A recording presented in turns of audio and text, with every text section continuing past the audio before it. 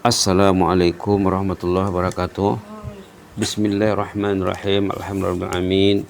Wassalatu wassalamu ala asyrafil mursalin wa ala alihi wa sahbihi ajma'in wa man tabi'ahum bi ihsan ila yaumil wa sallim tasliman katsiran katsira adada khalqihi ta'ala wa rida nafsihi wa zinata arsyihi wa midada kalimatihi kama yuhibbu rabbuna wa yarda.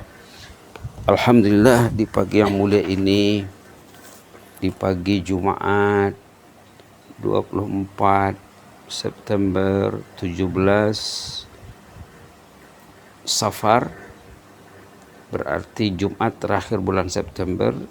Jumat depan kita masuk bulan November, bulan Oktober ya, bulan Oktober, maaf.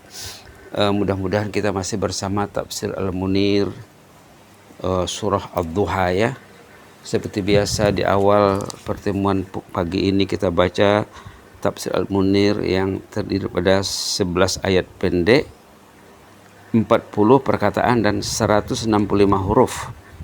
165 huruf seperti yang dibincang sebelum ini, kalau satu huruf itu nilainya 10 dalam hadis Rasulullah SAW ya. Dalam hadis sahih yang diakui oleh ulama, bila kita membaca Quran, satu huruf nilainya 10. Kalau 165 berarti 1650. Yang dibaca tidak sampai 1 menit, bahkan hanya kira-kira 45 detik atau 40 detik saja. A'udzubillahi minasyaitonir rajim. Bismillahirrahmanirrahim. Wadduha wallaili idza saja ma wadda'aka rabbuka wa ma qala وللآخرة خير لك من الأولى ولسوف يعطيك ربك فترضى ألم يجدك يتيما فآوى ووجدك ضالا فهدى ووجدك عائلا فأغنى فأما اليتيم فلا تقهر وأما السائل فلا تنهر وأما بنعمة ربك فحدث Sadaqallahul azim. Alhamdulillahirabbil alamin. Alhamdulillahirabbil alamin. Alhamdulillahirabbil alamin. Demi waktu duha, wadduha, wal laili idza saja, demi malam apabila sunyi sepi. Ma wadda'aka rabbuka wa ma qala. Allah Tuhanmu, Rabbmu, Rabbuka tidak membiarkan dan tidak pula membencimu. Seperti yang diisukan oleh orang-orang musuh Islam di awal Islam, di zaman turunnya surah ini. Walal akhiratu khairul laka minal ula. Sungguh akhirat itu lebih baik bagimu daripada dunia. Wala saufa yu'tika rabbuka fatarda. Tuhanmu akan memberimu pemberian yang banyak, nanti engkau akan redha, nanti akan puas dengan pemberiannya. Alam yajidka yatiman fa'awa. Bukankah engkau didapatinya yatim kemudian diberinya perlindungan? Ada yang melindunginya, ada yang menjaga Rasulullah, diaturkan oleh Allah sedemikian rupa ya. Wa wajadaka aila wa wajadaka dhalam fahada. Didapatinya engkau tuh kebingungan, hidup di tengah-tengah masyarakat yang kufur, yang musyrik, lalu dibimbing Allah dengan baik.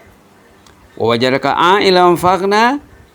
Didapatinya Rasulullah itu hidupnya susah, lalu disenangkan ya hidupnya, segala kesusahan ekonomi ditampung Allah dengan berbagai cara ya. Lantas fa ammal yatima fala takhar. Oleh itu janganlah dikasari anak yatim, dipatutnya dijaga dengan baik ya. Wa ammas sa'ila fala tanhar. Para pengemis juga jangan engkau herdik. Mampu dikasih kasih, tak mampu dikasih cakap dengan baik. Minta maaf lah, lain kali lah ya. Lain kali jumpa saya lagi, hari ini saya tak siap. Cakap baik-baik macam itu.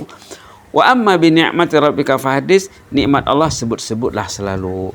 Kita disuruh menyebut nikmat Allah. Apa gunanya kita menyebut nikmat Allah? Gunanya supaya kita menghargai nikmat tadi. Wa amma bi ni'mati rabbika fahaddits. Nikmat Allah itu sebut-sebutlah selalu, bincanglah selalu. Bila sudah bangun di pagi hari, sudah salat subuh, alhamdulillah. Kita bangun dengan sehat walafiat. Kita sudah salat subuh, alhamdulillah. Sebutlah macam itu. Selalu dibincang. Kalau kita kaitkan sedikit dengan ayat yang dibaca salat subuh tadi, ayat surah Sajadah dengan surah Al-Insan. Sajadah 30 ayat, Al-Insan 31. Kalau kita kaitkan sedikit saja, dengan mesej yang terdapat dalam surah Sajadah. Apa nikmat Allah yang difokus dalam surah Sajadah ini? Apa nikmat Allah yang difokus dalam surah Al-Insan? Yang kedua-duanya sama penekanannya. Boleh dilihat ya. Boleh dilihat surah Sajadah halaman 415 ayat 9. Nanti ada kesamaannya dengan ayat surah Al-Insan.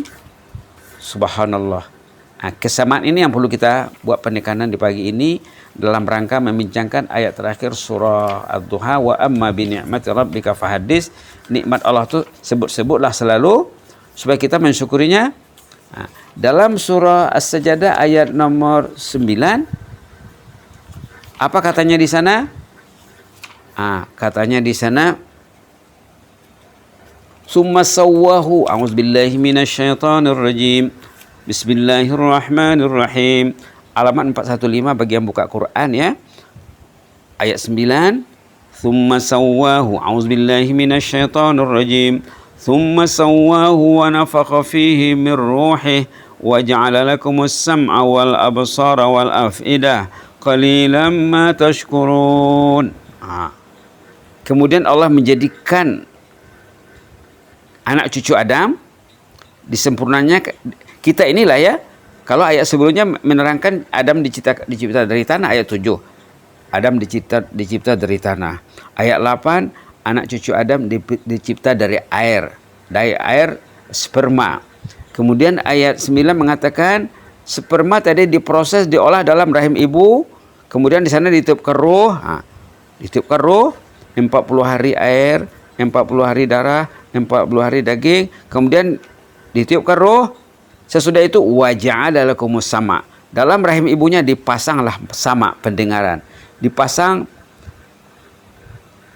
fasiliti ataupun spare part. Pertama sama, pendengaran dipasang. Kemudian al-absar, kemudian mata. Kemudian al-afidah, 3 fasiliti asas. 3 spare part asas untuk kejadian manusia ini. Itu mula-mula dipasang setelah ditiupkan roh. Apa mula-mulanya? Telinga, mata, hati. Coba anda ada telinga, susah hidup. Kalau tidak ada mata, ada telinga, lebih senang lagi. Tapi kalau tidak ada telinga, tidak ada pendengaran, boleh melihat, macam mana mau berkomunikasi? Kalau dia tak boleh melihat, tapi boleh mendengar, masih boleh berkomunikasi. Masa belajar di Arab dulu, ramai profesor itu yang tunanetra, buta, tapi handal. Kehandalannya lebih mengungguli orang yang sehat matanya. Ramai ulama-ulama besar di Saudi Arabia, di Mesir, di mana-mana, yang tokoh dunia, mereka tunanetra, tak boleh melihat, tapi hatinya melihat. Karena apa? Dalam manusia itu ada 2 mata, ada mata kepala, ada mata hati. Ini yang disebut dalam suratul Hajj. Katanya ramai manusia itu bukan kepalanya yang buta, hatinya yang buta. La ilaha illallah. La ilaha illallah. Dalam suratul Hajj ya. Fa innaha la ta'mal absar. Ayat nomor 46 suratul Hajj halaman 337. Fa innaha la ta'mal absar walakin ta'mal qulubul lati fis sudur. Orang itu bukan mata kepalanya yang buta, tapi hatinya yang buta. La ilaha illallah. Jadi insan yang normal apa? Insan yang normal mata kepalanya sehat, mata hatinya terjaga, terpelihara. Itu tadi ayat 9 surat As-Sajadah menyatakan 3 nikmat asas yang diberikan Allah: pendengaran, penglihatan, dan hati. Qalilan ma tashkurun. Tapi ternyata sedikit yang mensyukurinya. Nah, ingat dia nikmat pendengaran ini. Lalu didengarnya yang tak suruh didengar. Tak disuruh didengarnya. Yang disuruh tidak didengarnya. Mata juga begitu. Yang disuruh tidak dilihatnya. Yang tak disuruh dilihatnya. Hati juga begitu. Hati digunakan untuk memikirkan benda yang tidak disuruh. Yang disuruh tidak dilakukan. Maka dikatakan dalam ayat 9 ini, qalilan ma tashkurun. Sedikit yang mensyukurinya. Kebanyakannya macam mana? Tidak mensyukurinya. Kenapa? Karena lupa. Tengok surah Sajadah yang ada kaitannya dengan ini juga. Tengok di sini. Ayat 2. Inna khalaqnal insana min nutfah. Kami ciptakan manusia itu daripada sperma. Ini terang-terang disebutnya. Nutfah, sperma. nabtalih min nutfatin amsyajin nabtalih faja'alnahu sami'an basira. Sesudah dijadikan di dalam rahim ibunya, jadilah dia sami'an, boleh mendengar, basiran, boleh melihat. Kemudian inna hadainahu sabil, inna hadainahu sabila imma syakira wa imma kafura. Kemudian sesudah dia lahir, dia diberi jalan hidup, the way of life, ditunjukkan dia jalan hidup. Ini Quran, ini Islam, ini hadis, ini. Ada semua panduan hidup. Tapi katanya imma syakiran wa imma kafura. Ada yang bersyukur, dia mensyukuri pendengaran, penglihatan dan agama ini. Wa imma kafura, ada yang kufur. Di sini dinyatakan opposite syukur itu kufur. Lawan syukur itu kufur. Dalam surah Sajadah dia tak sebut. Disebutnya di sana sedikit yang bersyukur. Ini lain antara nikmat Allah ya. Di antara nikmat Allah yang diseru kita memperkatakannya dalam surah Duha, wa amma bi ni'mati rabbika fahaddis. Nikmat Allah itu sebut-sebutlah selalu. Hari ini saya mensyukurkan telinga saya untuk apa? Telinga dulu ya. Kemudian mata, apa yang saya lihat bangun tidur? Apa yang saya dengar bangun tidur? Wal afidah, hati, apa yang saya fikirkan? Sebelum tidur apa kerja saya? Bangun tidur apa kerja saya? Hari ini apa planning saya untuk memanfaatkan pendengaran, penglihatan dan hati saya? Qalilan ma tashkurun, sedikit yang bersyukur katanya di sini dalam surah dalam surah Sajadah, dalam surah Al-Insan, imma syakiran wa imma kafura. Ada yang mensyukuri nikmat Allah itu, ada yang tidak mensyukuri. Yang tidak mensyukuri itu dikatakan kufur. Kufurnya kufur nikmat ya. Jadi kufur itu ada dua. Dalam Islam ada dua kufur. Kufur nikmat dengan kufur millah. Kufur nikmat, dia diberi nikmat tapi tidak mensyukurinya, kufur nikmat. Kufur millah, kufur agama, artinya dia keluar dari Islam ataupun dia tidak memeluk Islam, itu orang kafir. Kafir agama, kafir i'tikad, kepercayaan. Ini mudah-mudahan kita tidak tergolong di dalamnya. Tapi kufur nikmat ini kita boleh fikir, saya ini syukur nikmat atau tidak. Kalau dia tidak bersyukur berarti dia kufur. Itu maka kita diperingatkan dalam surah Ad-Duha, wa amma bi ni'mati rabbika fahaddis. Nikmat Allah itu sebutlah selalu agar kita mensyukurinya, agar kita selalu memuji Allah. Bila kita memuji Allah dengan mensyukuri nikmat, di antara salah satu kaidah mensyukuri nikmat, memuji Allah, alhamdulillah. Memuji Allah, subhanallah, Allahu akbar, subhanallah walhamdulillah wa la ilaha illallah wallahu akbar. Mensyukuri nikmat dengan banyak memuji Allah, bertahmid, memuji Allah, beristighfar, bertasbih. Hari ini bersalawat, Allahumma salli ala Sayyidina Muhammad wa ala ali Sayyidina Muhammad adada khalqihi ta'ala wa rida nafsi wa zinata arsy wa midada kalimatihi kama yuhibbu rabbuna wa yarda. Semuanya dalam rangka mensyukuri nikmat. Kalau kita mensyukurinya, la in syakartum la azidannakum, dalam surah Ibrahim ayat 7 ya. Kalau kamu bersyukur, nikmat itu akan bertambah kuantiti dan kualitinya, ataupun bertambah kualiti. Kuantitinya tidak bertambah. Dia naik kereta, pergi ke kantor, pergi ke pejabat, dia baca di jalan untuk mensyukuri nikmat ini hari Jumat hari ini. Dia berselawat dari rumahnya sampai ke kantor, sampai ke pejabat.